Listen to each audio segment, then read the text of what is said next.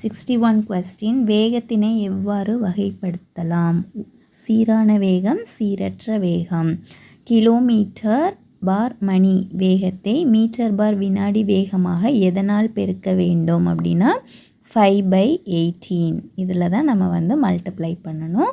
சீரான வேகம் என்பது என்னென்னா, ஒரு பொருள் சமகால இடைவெளிகளில் சம தொலைவினை கடந்தால் அப்பொருள் சீரான வேகத்தில் செல்கிறது அப்படின்னு நம்ம எடுத்துக்கலாம்.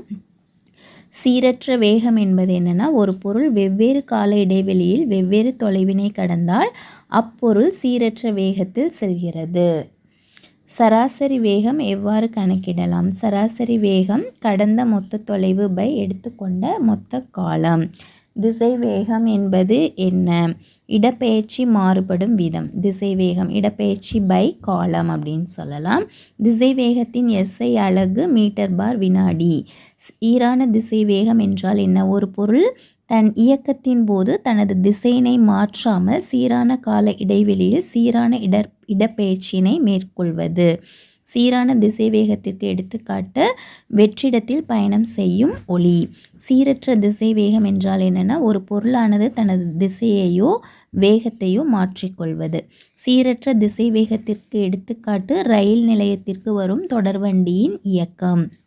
சராசரி திசை வேகம் எவ்வாறு கணக்கிடப்படுகிறது?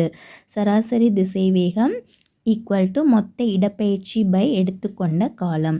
உசேன் போல்ட் 100 மீட்டர் தூரத்தை எவ்வளவு நேரத்தில் ஓடி கடந்தார்? 9.58 வினாடி. This is also important. முடுக்கம் என்றால் என்ன? திசைவேகம் மாறுவிதம், அதுதான் முடுக்கம். திசைவேகம் மாறுவிதம். ஒரு பொருள் எப்போது முடுக்கம் அடைகிறது? ஒரு பொருளின் திசையிலோ அல்லது வேகத்திலோ மாற்றம் ஏற்பட்டால் அந்த பொருள் முடுக்கம் அடைகிறது.